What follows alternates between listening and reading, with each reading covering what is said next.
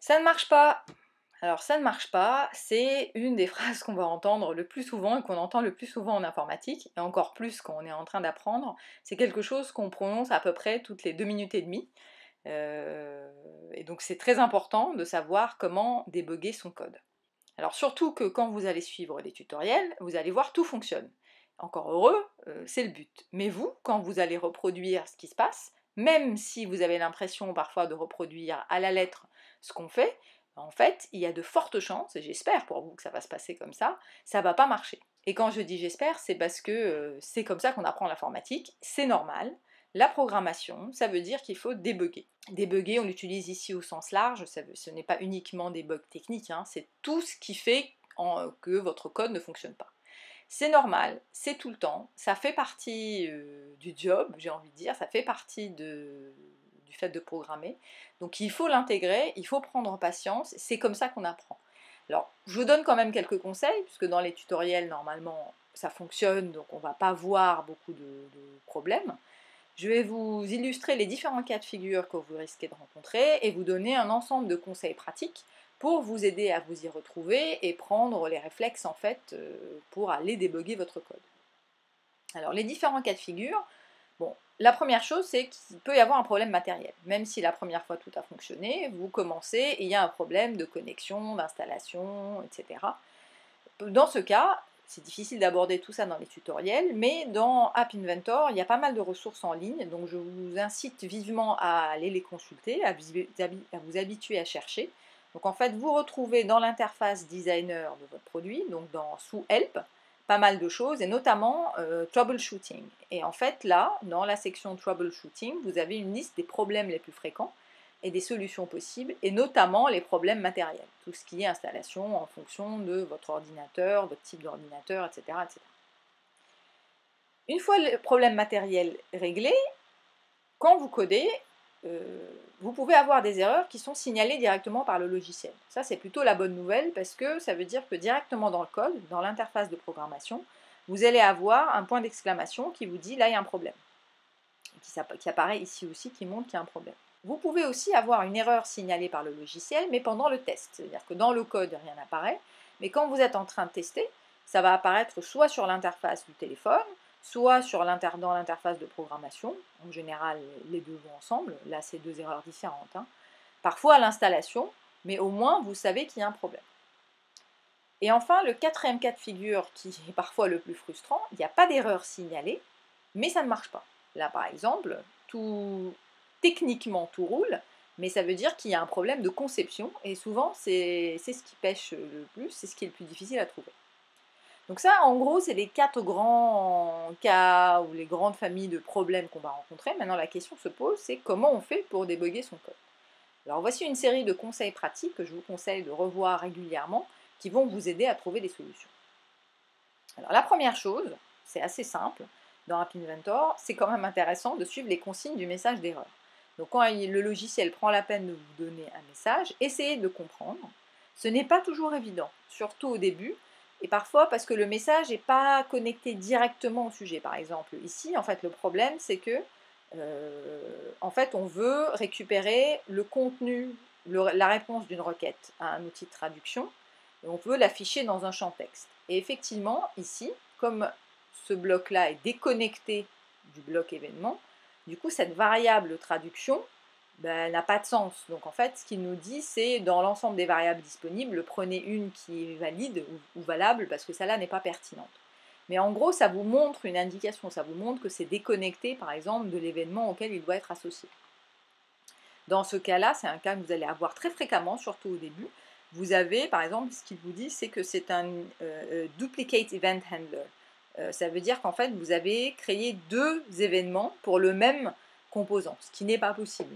En fait, quand vous voulez associer différentes actions à un événement, vous les mettez tous les uns après les autres, et vous ne copiez pas plusieurs fois le même événement. Donc ça, c'est quelque chose qui arrive assez classiquement. Mais en tout cas, une consigne, c'est de suivre les consignes du message d'erreur ou d'essayer de les comprendre. Deuxième possibilité, et ça c'est un conseil aussi, il faut le suivre, c'est de relire son code à voix haute. Parce qu'en fait, souvent, on relit ce qu'on a fait et on ne voit pas l'erreur. Pourtant, elle est devant nous parce que l'erreur, elle est de notre fait. Il y a beaucoup plus souvent des erreurs et des bugs qui sont liés à la conception, à ce qu'on a fait, qu'à des problèmes techniques proprement dit. Dans ce cas, par exemple, techniquement, il n'y a aucun problème, il n'y a aucune erreur qui apparaît, mais ce n'est pas ce que je veux qui s'affiche. Moi, ce que je veux, c'est afficher une traduction de Hello World, or je vois une série de chiffres. Pourquoi?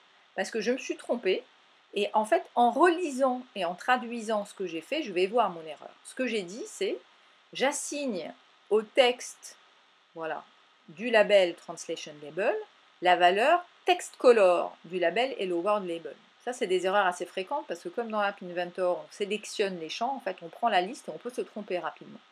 Et en fait, effectivement, je lui ai donné la valeur de la couleur. Et la valeur de la couleur dans App Inventor, c'est une série de chiffres. Donc c'est normal qu'il m'affiche une série de chiffres et pas la valeur du texte. Oh, et ça, c'est un cas que j'ai souvent vu, hein, donc, qui m'est même arrivé. Donc effectivement, quand on lit, parfois les yeux ne voient pas. Donc un conseil, c'est de se relire à voix haute, ça oblige à trouver la solution. Troisième chose, troisième consigne qui est très importante et que souvent les débutants négligent, c'est de nommer clairement son code. Et ça, c'est valable au-delà d'App Inventor. Imaginez par exemple, vous avez dans notre application, vous avez un certain nombre de labels, de boutons dans l'interface designer qu'on va retrouver dans l'interface bloc. Si vous restez avec des titres génériques, label 3, bouton 1, label 1, etc., et que vous les utilisez pour coder, il y a de fortes chances que vous fassiez des erreurs de codage parce que vous n'allez pas vous y retrouver. Vous ne vous souvenez plus à quoi correspond le 1, le 2 ou le 3. Alors que si vous leur donnez des noms, votre code est clair, ça va être clair pour vous et vous risquez beaucoup moins de faire d'erreurs. Donc c'est très important de nommer clairement son code. Quatrième conseil, garder son code propre et lisible. Alors ça aussi, au début, vous n'allez pas avoir beaucoup de lignes de code, mais au fur et à mesure, vous allez voir les lignes de code se multiplier rapidement. En général, souvent, on va garder des champs qu'on a désactivés ou des lignes qu'on a enlevées, ça devient un peu le bazar, et ça incite aussi à faire des erreurs parce qu'on ne sait plus qu'est-ce qui est actif ou pas. Donc ce qui est très important, c'est de nettoyer, de vider, de mettre à la poubelle tout ce qui n'est pas actif. Vous pouvez aussi contracter vos codes. Quand vous appuyez sur le bouton de la souris au niveau d'un bloc, clic droit, vous pouvez faire collapse et ça va vous contracter toutes les lignes de code, on va les réduire en 2 lignes, ce qui vous permet de nettoyer l'écran et de travailler de manière beaucoup plus claire. Et donc ça va limiter aussi le risque d'erreur ou de composants qui flottent dans le vide. Cinquième conseil, ça c'est plus un conseil dans la manière dont vous allez programmer, et on va le répéter tout le temps, c'est de coder de manière itérative, petit à petit, et de tester à chaque étape, ce qui va vous permettre d'isoler un problème. Par exemple, là, on a un événement qui déclenche une série d'actions.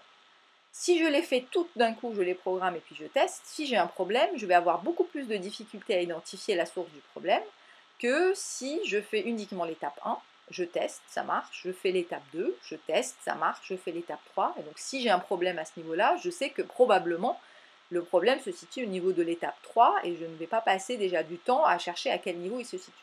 Donc ça c'est très important, c'est un réflexe à acquérir dès le début. Ce qui va ensemble, c'est aussi de dire je vais tester bloc par bloc, sachant que si parfois vous avez laissé votre code, vous avez laissé votre projet, vous le reprenez, vous n'allez pas tout recommencer de zéro. Donc ce que vous pouvez faire, si vous voulez vérifier, c'est désactiver des blocs de code dans un événement, ce qui vous évite de les enlever, ça vous permet de les garder, de vous en souvenir, de les réutiliser. Donc là pareil, au niveau du bloc ici, vous appuyez clic droit sur la souris, vous allez avoir ce nombre de possibilités, et notamment le fait de désactiver, donc disable block. Voilà, donc quand vous le voyez en couleur grisée, ça veut dire que le bloc de code reste, mais il n'est pas actif. Et ça permet de tester bloc à bloc. Un autre conseil, qui est surtout valable dès qu'on va avoir des comportements en boucle, des répétitions, des conditions, etc., c'est de tracer manuellement son code. Tracer manuellement son code, ça veut dire prendre un bloc de papier, un crayon, et imaginez ce qui se passe à chaque fois qu'un programme se déroule. Par exemple, vous avez un programme qui se déroule avec un index, à chaque fois que vous rajoutez 1 à l'index, il va se passer quelque chose. Et c'est souvent là qu'on a des problèmes, parce qu'on a oublié ou on a mal configuré entre le démarrage de l'index, la fin de l'index. Ça peut paraître assez fastidieux, et souvent les débutants sont pressés et n'ont pas envie de faire ça, et pourtant c'est très pertinent, c'est uniquement comme ça que vous allez comprendre la logique de ce que vous faites. Donc n'hésitez pas à prendre un bloc de crayon, à visualiser, à rédiger ce qui est en train de se passer étape par étape pour identifier la source du problème. Un autre conseil, c'est d'afficher ce qui est invisible. Dès que vous allez commencer à créer des petits programmes, des algorithmes, parfois il y a des résultats qui sont intermédiaires, qu'on n'a pas besoin d'afficher, qui sont invisibles à l'œil nu, mais qui peuvent être une source de problème. Donc quand vous êtes en train de chercher la solution à un problème, vous pouvez choisir de les afficher momentanément, ça veut dire que vous pouvez très bien créer un champ que vous allez éliminer ensuite dans l'interface utilisateur, qui vous permet d'afficher un résultat pour voir si ce résultat fonctionne bien ou pas. Ça peut être des résultats de calcul, ça peut être des données que vous allez récolter de l'extérieur, ça peut être la manière d'afficher des listes. Souvent au début c'est assez compliqué de voir comment s'affiche une liste ou pas. Donc ça c'est important, il ne faut pas hésiter à décomposer un petit programme et à afficher étape par étape, même des choses qu'on va après cacher. Dans le même état d'esprit, vous pouvez aussi essayer de remplacer une action par une autre. Par exemple, vous êtes en train de tester un capteur et vous ne savez pas, il n'arrive pas à marcher. Vous n'arrivez pas à savoir si c'est le capteur qui pose problème ou si c'est le programme ou l'action que vous avez programmée. Donc pour cela, on peut penser lui faire une action simple, par exemple, pour s'assurer qu'il fonctionne bien dans des cas d'animation, etc. Et revenir ensuite à l'action plus complexe que vous avez programmée. Donc ça, c'est un principe général que vous pouvez utiliser, c'est remplacer une action par une autre pour voir qu'est-ce qui pose problème.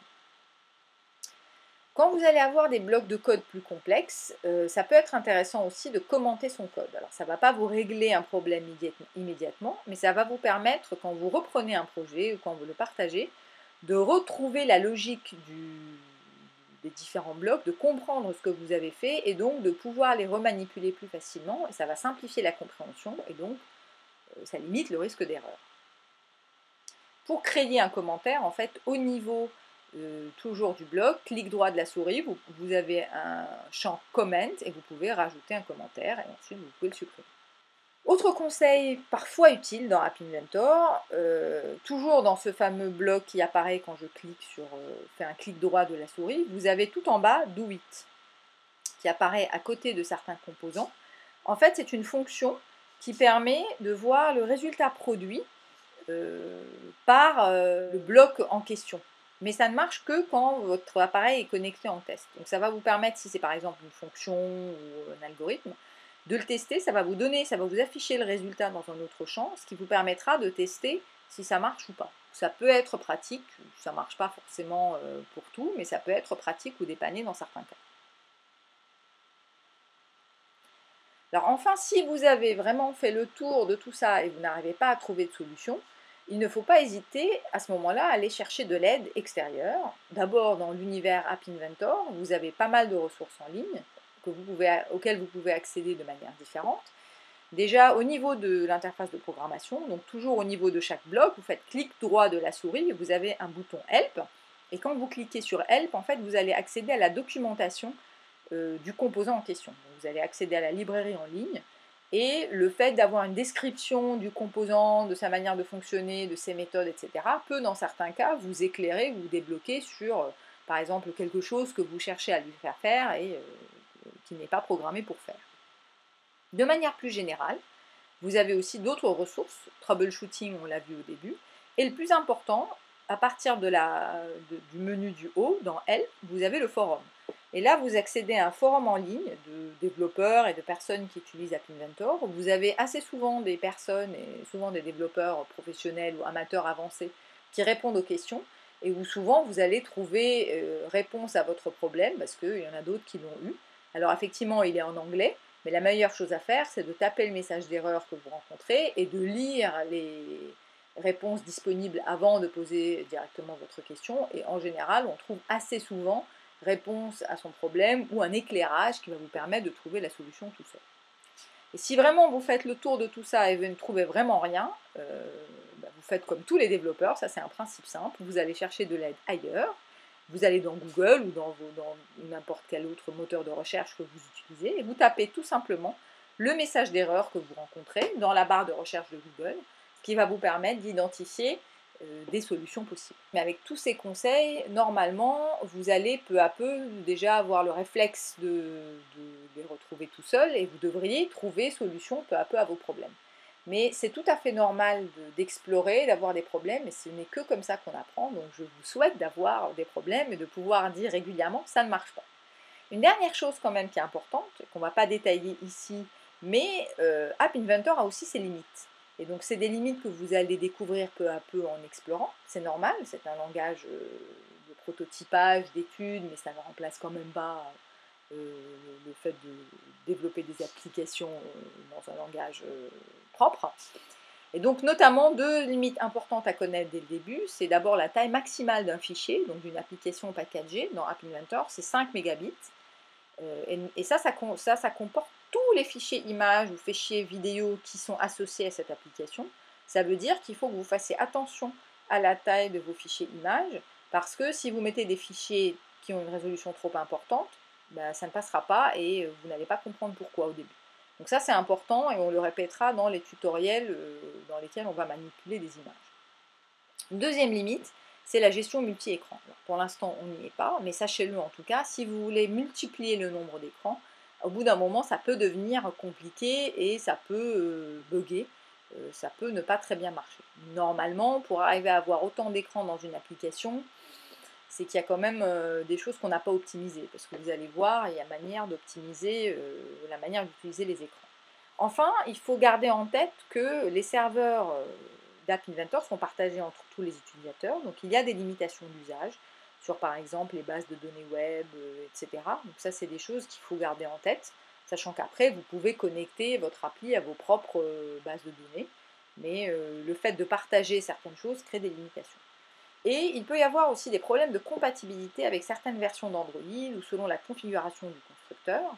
Dans certains cas, ça m'est arrivé, certains composants peuvent ne pas fonctionner très très bien. Alors il y a souvent des solutions alternatives ou des blocs de code qu'il faut rajouter ou autres, mais effectivement il faut aller les chercher ou les développer. Sachant qu'il y a pas mal de choses qui sont souvent liées aussi à la configuration, au paramétrage de votre propre appareil. Ça va vous permettre en général de le découvrir et d'apprendre des choses également sur votre appareil par la même occasion. Voilà, donc armé de tous ces bons conseils, normalement vous devriez peu à peu trouver votre chemin dans les méandres du débogage informatique. Prenez surtout patience, c'est normal, ça arrive tout le temps, ça fait partie de la programmation.